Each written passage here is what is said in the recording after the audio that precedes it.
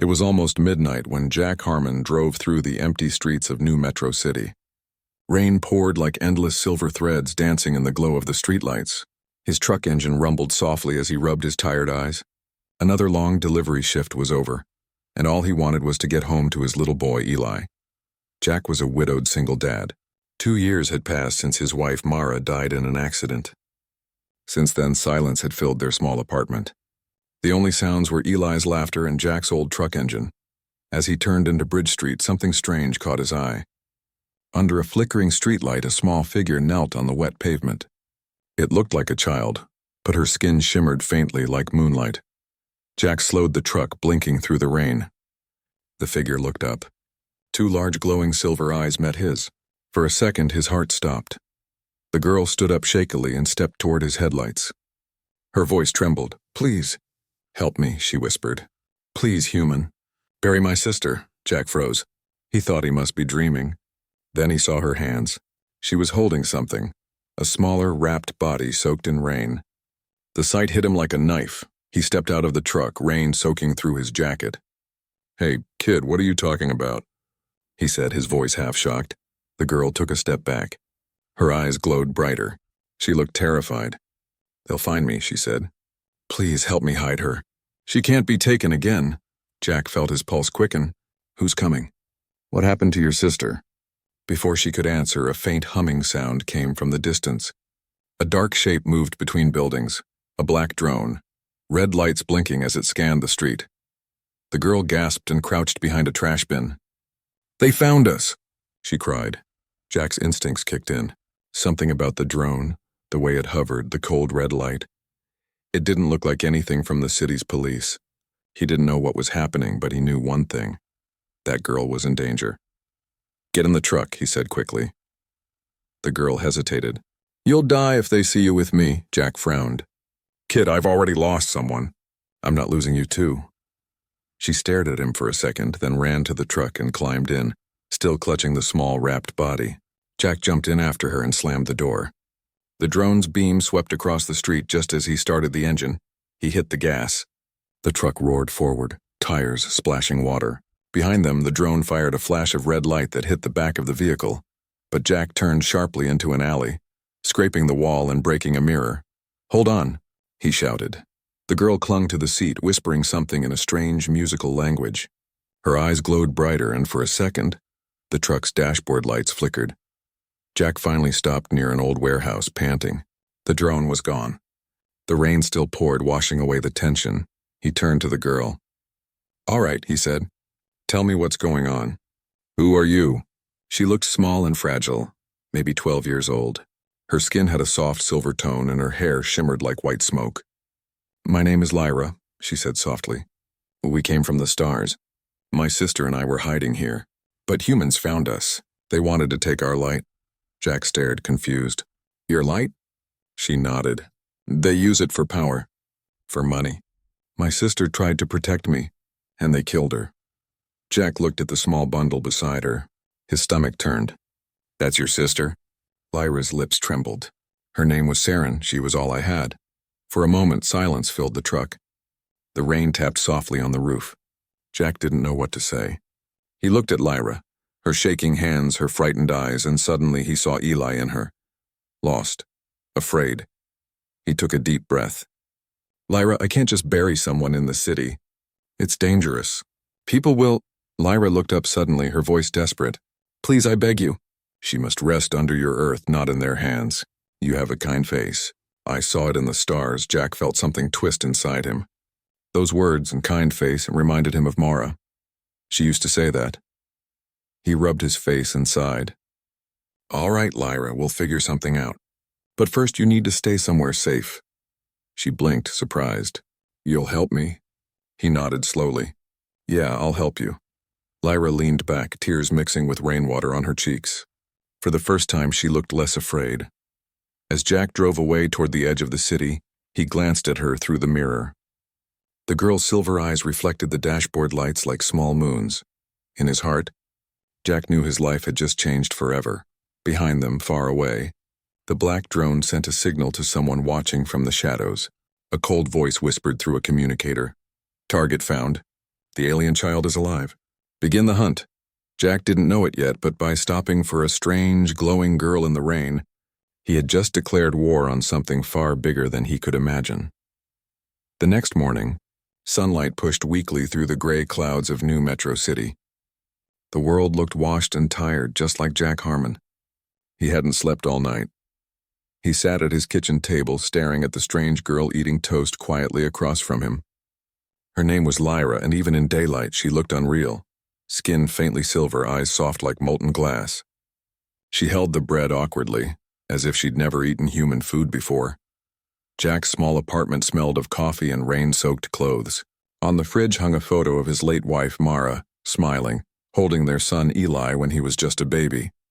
Now Eli sat beside Lyra, watching her curiously. "You glow," he said simply, chewing on cereal. Lyra froze, startled. Her fingers tightened on the toast. "I'm sorry," she whispered. "I can try to stop it," Jack frowned. "He didn't mean anything bad, kid." Eli grinned. "No, I like it. You look like a star." For the first time since last night, Lyra smiled. It was small and shy, but it changed her face. Less alien, more like a scared child. Jack sipped his coffee, trying to make sense of it all. "All right," he said finally. "I need to understand what's happening. You said people are hunting you. Why?" Lyra's silver eyes dimmed a little. She looked down at her hands. "Because we are not supposed to exist here. My people came from far away, running from war. We hid among humans. You mean there are more like you?" Jack asked. Lyra nodded. "Not many. We live in shadows, pretending to be human. My sister Saren said Earth was the last safe place." Her voice cracked slightly when she said her sister's name. "But then the hunters came. They called us Lightborn." Jack leaned forward. "Hunters? Who are they?" Lyra shook her head. "Humans who work for a secret order. They steal our light, our energy. It makes their machines stronger, their bodies faster. They said we are resources, not people." Jack felt a chill crawl down his spine. The world had seen aliens before, but always in stories and rumors, not sitting in his kitchen drinking milk beside his son. "Why come to me?" he asked softly. "Out of everyone, why me?" Lyra's gaze lifted to meet his. "Because my sister told me to find a human with a kind heart. When I saw you last night, I felt it." Jack looked away, uneasy. "I'm just a truck driver, kid. Not some hero." Lyra tilted her head. "You stopped when others didn't. That makes you more than you think." Eli jumped up suddenly. "Dad's a hero. He saved a dog once." Jack sighed, rubbing his forehead. "That was 10 years ago, Eli." Lyra giggled softly, and even Jack had to hide a smile. But the warmth in the room faded when they heard a low humming sound from outside. Jack went to the window. A black van was parked across the street. The windows were tinted dark. The same spiral mark he'd seen on his truck last night was painted faintly on the van's door. "Stay here," he whispered.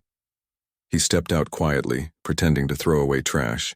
He noticed 2 men sitting inside the van, both wearing dark suits and headsets. One of them glanced up and their eyes met. Jack's stomach turned cold. He quickly went back inside. "They've found us," Lyra said before he could speak. Her voice trembled. "They can sense me when I'm afraid." Jack's heart pounded. "Then stop being afraid," he said, though he knew that was impossible. Lyra closed her eyes and began whispering in that strange language again. The lights in the kitchen flickered. The air shimmered faintly around her like mist. When she opened her eyes, the glow was gone, dimmed completely. Jack stared. "What did you just do?" "I hid my light," she said quietly. "But it won't last long." Eli looked from one to the other. "Are we in trouble, Dad?" Jack knelt beside him. "No, buddy. We're just helping a friend." He tried to sound calm, but his voice trembled slightly. Lyra stood up suddenly and moved toward the door. "We have to go before sunset," she said. "If they track the light again, they'll find us." Jack grabbed his jacket. "Fine. But we do this my way." He opened the closet and pulled out a small metal case, a relic from his old life in the border wars, long before he became a delivery driver. Inside were maps, cash, and a pistol he hadn't touched in years. Lyra looked at the weapon with wide eyes.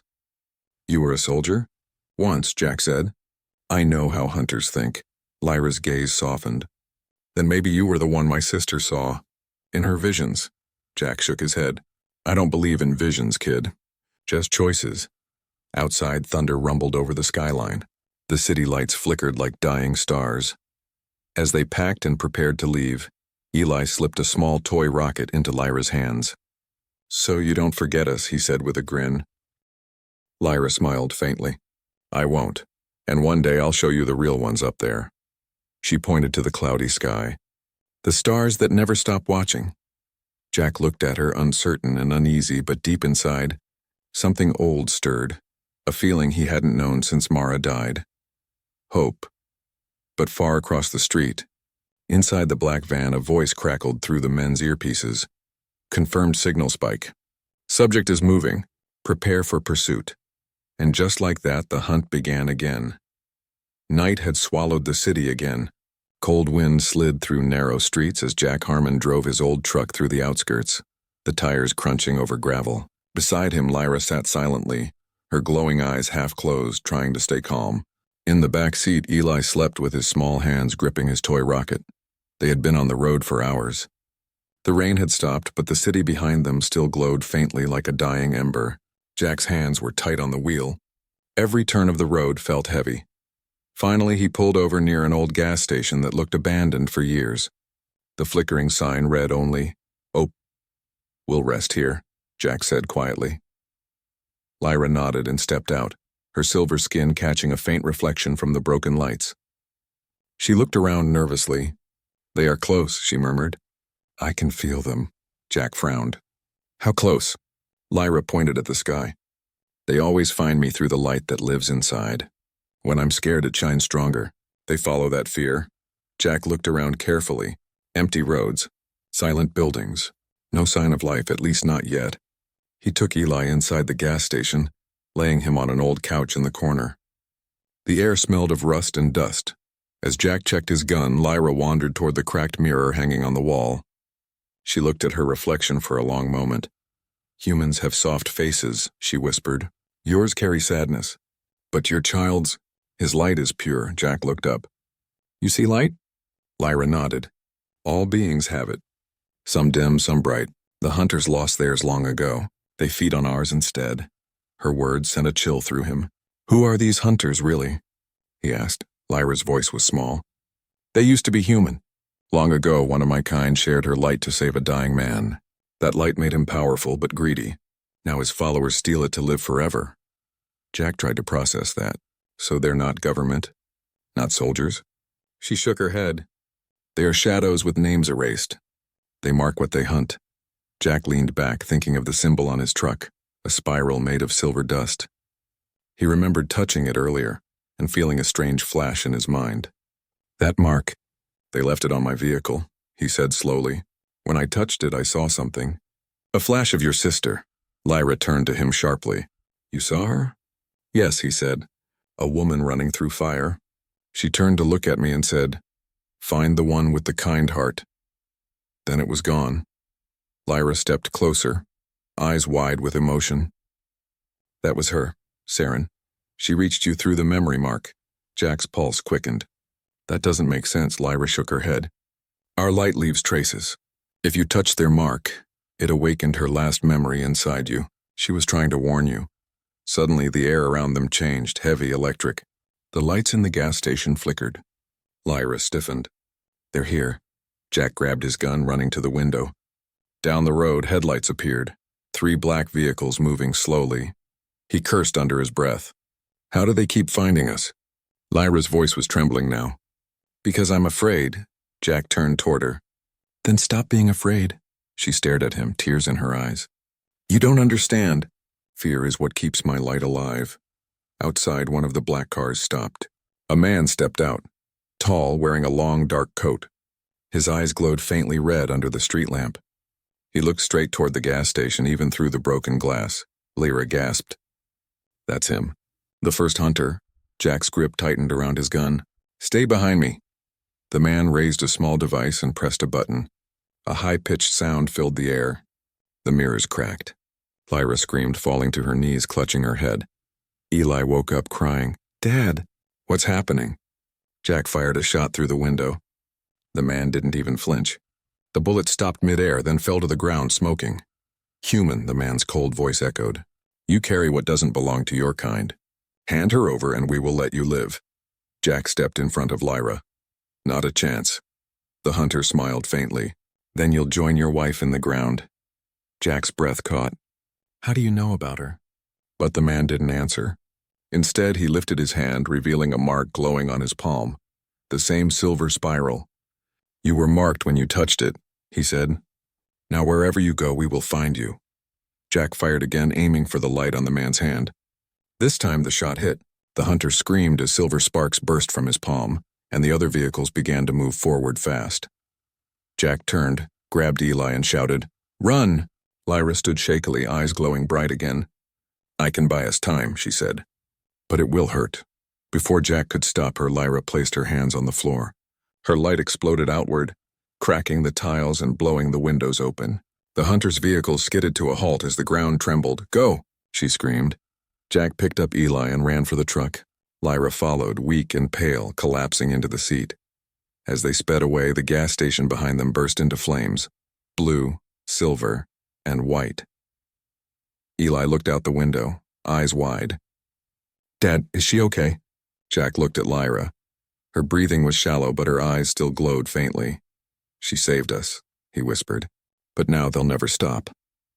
Far behind them, the hunter watched the flames rise, his wounded hand smoking. He smiled coldly. The mark is strong, he said. He can't hide anymore. The city lights vanished behind them like dying stars. Jack drove through the open highway, his old truck shaking on the cracked road. The night had turned quiet, too quiet. No cars, no sirens, only the hum of the engine and the wind howling through broken signs. In the back seat, Eli was curled under a blanket, fast asleep. Beside him sat Lyra, pale and exhausted, her silver glow faint like a candle about to die. Her hands trembled slightly as she held her sister's pendant close to her chest. Jack's eyes flicked to the rearview mirror. Nothing but darkness followed, yet he couldn't shake the feeling that something unseen was tracking them. He gripped the wheel tighter. You holding up? He asked quietly. Lyra's voice was barely a whisper. My light. It's fading. I used too much to stop them, Jack frowned. We'll find somewhere safe. You can rest, Lyra shook her head. There's no safe place left in the city. The only silence is in the wasteland. Jack looked out at the horizon. The dark line of mountains sat far away, barely visible through the thin mist. Beyond that lay miles of desert, dry, forgotten, and lawless. He nodded slowly. Then the wasteland it is. By sunrise, they had left the city completely. The highway turned to sand and cracked concrete. The land stretched endlessly, empty and yellow under the growing sun. Rusted cars and fallen billboards lay half-buried in the dunes, relics from a world that had moved on. Eli woke up, rubbing his eyes. Dad, where are we? Jack smiled faintly. Far away from trouble, buddy. Eli leaned forward between the seats, looking at Lyra. You don't look so good, he said softly. Lyra smiled weakly. Stars get tired too, little one. He handed her a juice box from the cooler. This helps me when I feel tired. She blinked at it curiously, then took a small sip. Her eyes widened in surprise. It tastes alive, Jack chuckled under his breath. That's sugar. You'll love it. For a brief moment, the world felt normal, like a family road trip. But that peace didn't last long. As they drove deeper into the wasteland, Jack noticed strange black pillars sticking out of the ground, metallic, humming faintly. Lyra's face grew tense. Those are scanners, she whispered. The hunters use them to sense alien energy.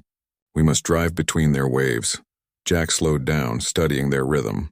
Every few seconds, a faint blue pulse swept across the desert like a heartbeat. He waited, and when the pulse faded, he pressed the gas hard. The truck roared forward, crossing the line just in time. Lyra's eyes widened. How did you know when to move? Jack smirked. Guess I've dodged scanners before. She looked at him, curious. You were a soldier, weren't you? Jack nodded slightly. Long time ago. I fought in the border wars. Thought I'd seen everything. Until I met you. Lyra's lips curved into a faint smile. And yet you still helped me. He didn't answer, but his eyes softened. They reached an old observatory by late afternoon, a massive dome of cracked metal and dust, standing alone on a hill. The sign above the door read, Starlight Research Facility. Lyra touched the wall gently, her voice trembling. My sister came here. She said it was sacred ground, a place where humans once dreamed of touching the stars. Jack helped Eli out of the truck. Looks abandoned enough. Let's check it out. Inside, the air was dry and still. Broken telescopes lay scattered across the floor, and old data screens flickered faintly with static. A few holograms still worked, showing glowing star maps spinning slowly in midair. Eli gasped. It's beautiful. Lyra's eyes filled with tears. This was where Saren sent her last signal. She pointed to a small recorder on a dusty desk. Jack picked it up, brushed it off, and pressed play. A soft voice filled the room. It was Saren's voice, calm, tired, but strong. If you find this, little sister, it means I failed to protect you. But don't be afraid. The human heart can hold light stronger than ours. Find one, and trust him. Lyra covered her mouth, crying silently. Jack's chest tightened. The message continued. And if you ever see the stars fall, run. It means they're coming. The recorder crackled and died. Eli whispered, What does that mean? Lyra's eyes widened. She rushed to the observatory window. Outside, the sky was dimming, dark clouds spreading unnaturally fast. Then one by one, bright objects streaked down from the heavens. Jack's jaw tightened. Meteors? Lyra shook her head, terrified. No, hunters. In the distance, glowing black ships were descending silently, cutting through the clouds like blades. Jack loaded his gun and started the truck again. Get in now! They sped down the hill as the first shockwave hit, shaking the earth. The observatory exploded behind them in a burst of silver fire. Lyra looked back, tears streaming down her cheeks. That was the last place of our kind. Jack didn't look back. Then we make a new one, he said firmly. The desert wind roared around them as another blast lit the sky. The world was burning behind them, but ahead lay only dust, danger, and destiny. The desert was silent now. Only the truck's low rumble broke the stillness as Jack Harmon drove through miles of wind and sand. The sun was setting, bleeding orange and red across the endless sky. Lyra sat beside him, clutching the small pendant that once belonged to her sister, Saren. The pendant glowed faintly, pulsing like a heartbeat. Every few minutes, Lyra would glance at it, her lips moving silently, as if she were listening to someone only she could hear. In the back seat, Eli had fallen asleep again, holding his toy rocket close to his chest. Jack looked at them both and sighed. He had no idea where they were going anymore. They were driving toward the unknown, because the city had become a cage and the wasteland, their only freedom. The radio in the truck crackled for a moment. A broken signal hissed through. Search still active. Alien energy detected in Quadrant 7. Jack turned it off quickly. They're still tracking us, he muttered. Lyra's eyes didn't leave the pendant. They're not tracking me anymore, she whispered softly. They're tracking her, Jack frowned. Your sister? But she's gone. Lyra shook her head slowly. Not gone. Just trapped. They stopped near a canyon as the night settled in. The air was cold and dry. Jack built a small fire with old scraps of wood while Lyra sat across from him, holding the glowing pendant close to the flames. Eli slept inside the truck, his face peaceful under a blanket. Jack watched Lyra for a long time before speaking. You said your sister was dead, but you keep talking like she's still here. Lyra looked up, her silver eyes reflecting the firelight. Because she is. The pendant carries her spirit, her light. When she died, she gave what was left of her to me. Jack stared at the small, shining crystal. You mean, her mind is in that thing? Lyra nodded. Our kind are born from light. When our bodies die, the light can live on, if it has something pure to rest in. This pendant was her heartstone. She gave it to me before the hunters took her body. Jack leaned back, speechless. The fire cracked softly between them. So what happens if that pendant breaks? Lyra's voice trembled. Then she's lost forever. The desert wind howled through the canyon, carrying sand like whispers. Jack looked up at the stars, bright, endless, unreachable. And the hunters want that, don't they? Her light. Yes, Lyra said, tears glimmering in her eyes. Saren wasn't just one of us. She was the last Lightborn who remembered our homeworld's secret.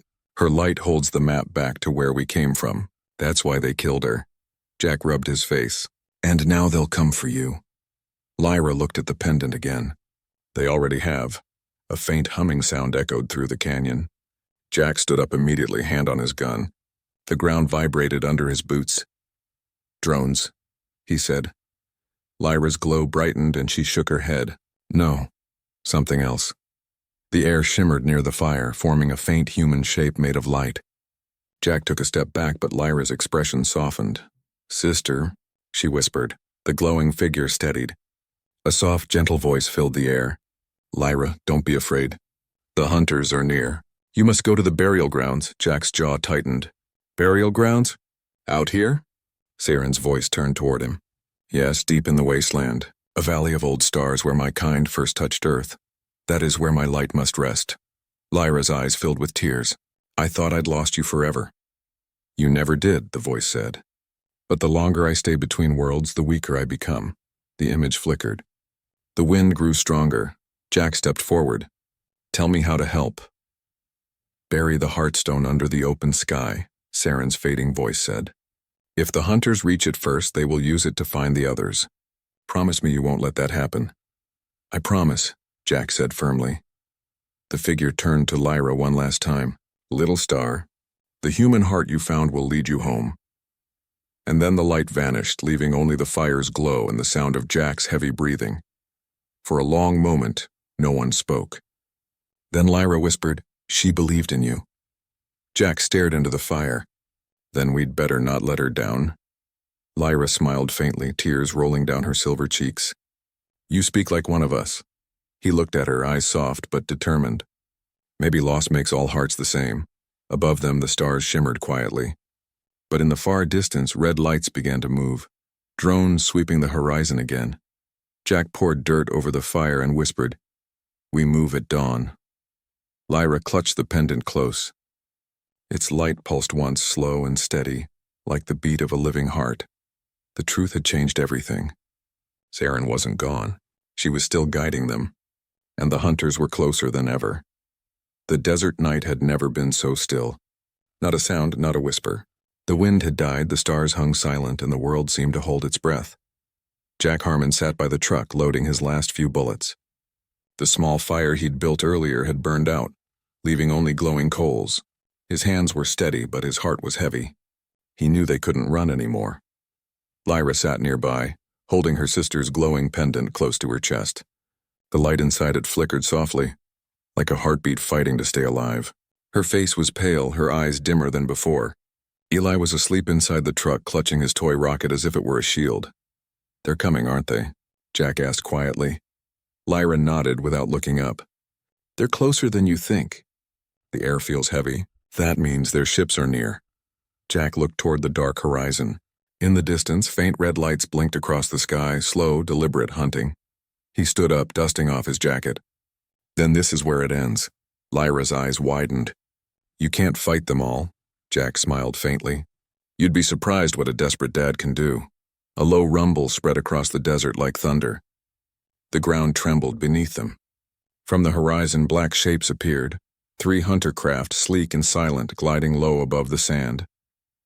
Their engines made no sound, only a humming vibration that pressed against the chest. Lyra stood, clutching the pendant. "If they destroy this," she said softly, "my sister's light dies." "All of it." Jack checked his gun again. "Then they're not getting it." The ship stopped half a mile away. From the center one, a ramp lowered. A tall figure stepped out. The man in the black coat, the same one from the gas station.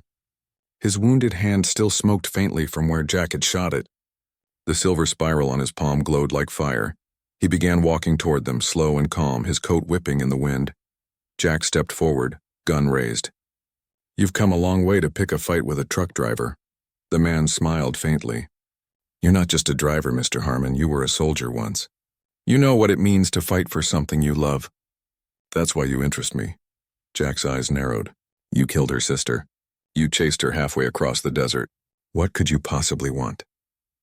The hunter stopped a few meters away. "The same thing you want, human, peace. But peace requires control. The Lightborn are chaos made flesh. Their power doesn't belong in your hands." Lyra stepped forward, her voice shaking. "You don't understand. My people didn't come to rule. We came to hide from the darkness that destroyed our world." The hunter tilted his head. "And yet your kind brings that same darkness wherever you go." He raised his glowing hand. The spiral burned brighter, and the air thickened with energy. Jack fired, but the bullet stopped mid-air again, crushed by invisible force. "You can't kill what's already dead," the hunter said coldly. Lyra screamed, and light burst from her hands, blinding bright. The hunter staggered back, his eyes burning red. "You think your light can stop me?" he hissed, but Lyra wasn't attacking him. She turned toward the truck, toward Eli. "Jack," she shouted. "Take him and run." Jack shook his head. "Not without you. Go," she cried. "If they take me, the world will fall next."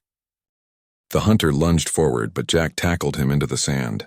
The gun flew from his hand, and the two men struggled.